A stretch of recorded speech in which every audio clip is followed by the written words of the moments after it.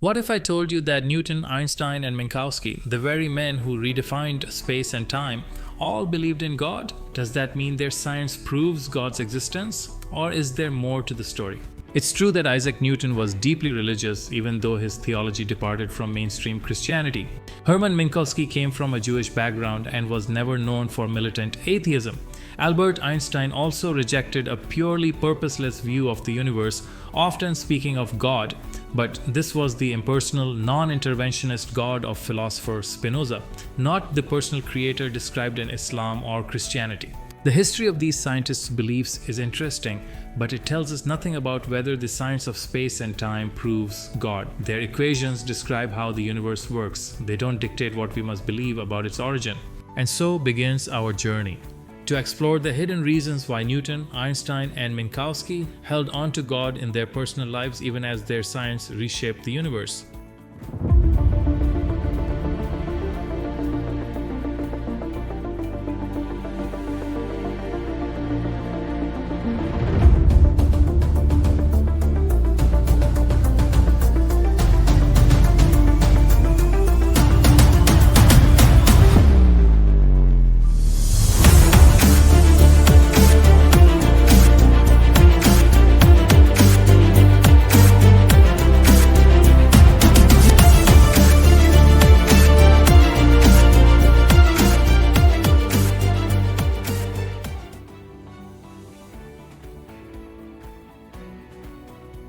In the eras of Newton, Einstein, and Minkowski, belief in God and religion was not just common, it was the dominant worldview.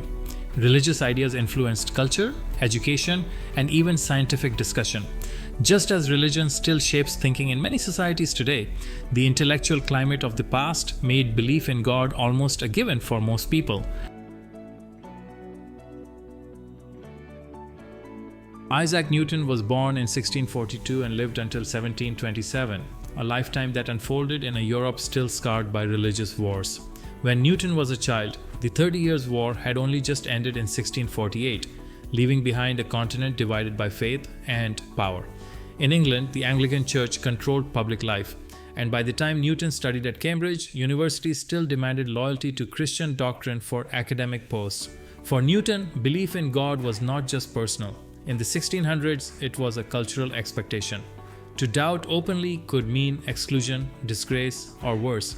And with the memory of Galileo's 1633 trial still haunting scholars, Newton knew the dangers of crossing the church. Though he privately rejected doctrines like the Trinity, he kept those views hidden to protect his place in the world.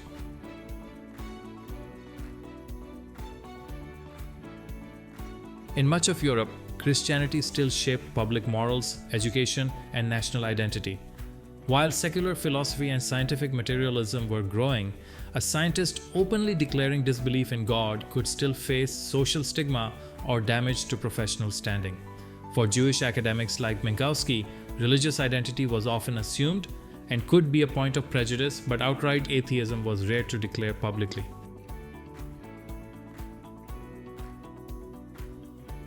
Even in the early 20th century, belief in God remained a cultural norm across Europe and the United States. Political leaders, universities, and the public at large still tended to frame morality and purpose through religious language. While Einstein's ideas challenged traditional views of the universe, his public use of the word God in the Spinozan sense helped maintain a connection to the cultural vocabulary of his time. Einstein experienced intense attacks in Nazi Germany, where his theory of relativity was dismissed as Jewish physics and banned from schools and universities.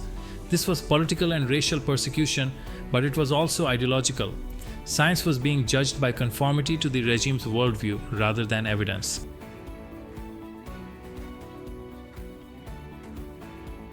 When Newton, Einstein, and Minkowski introduced their theories, they were not yet fully matured, tested, or universally accepted.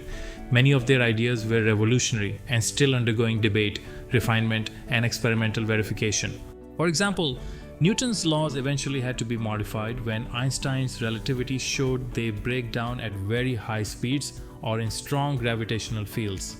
Einstein's relativity was controversial at first and only gained wide acceptance after key confirmations, like the 1919 solar eclipse observations. Minkowski's spacetime was initially considered a mathematical curiosity until Einstein used it as a foundation for general relativity. So, when these scientists introduced their theories of space and time, the ideas were still new and untested in many ways. Newton's mechanics, Einstein's relativity, and Minkowski's spacetime were all subject to ongoing refinement and experimental confirmation. Linking these early, evolving theories to theological claims at the time would have been premature, and using those historical links today ignores how much the science has matured and changed.